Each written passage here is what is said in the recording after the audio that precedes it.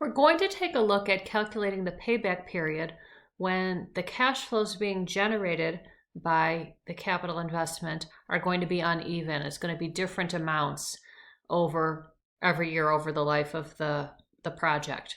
So here we're looking at purchasing a machine for $150,000 using for 5 years, and we can see the net income is different every year. Okay. And so also we're being given net income, and we want to know the net cash flow for the year, because the payback period is looking at when are they going to get the cash flows back that are equal to what we had to spend to buy the capital investment. So the difference between the net income, the after-tax income, and the net cash flow is the depreciation. Because depreciation is subtracted to get to net income, but that does not involve a payment of cash. The payment of cash is going to come when we buy the machine for $150,000.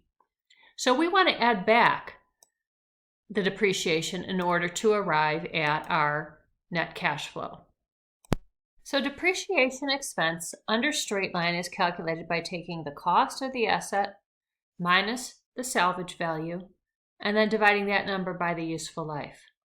So we're going to purchase the machine for $150,000, that's the cost. Okay. It says there's 0 salvage value. So we're going to divide the $150,000 divided by the useful life, which is 5.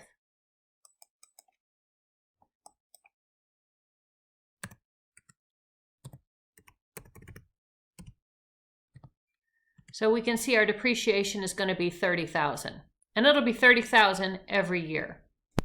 So our net cash flow in year 1 is the $10,000 net income plus the $30,000 depreciation.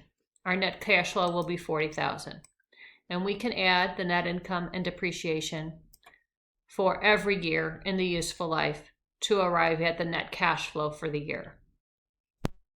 So what we want to do is we want to find out when we're going to get back cash flows of $150,000, because we've got to spend $150,000 initially.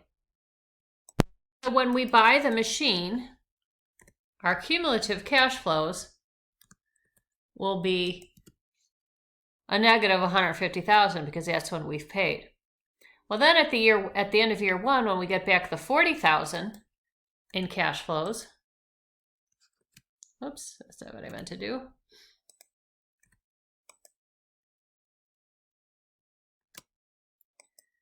Now we've gotten back $40,000, so now our cumulative net cash flows are $110,000. At the end of year 2, we got back $55,000.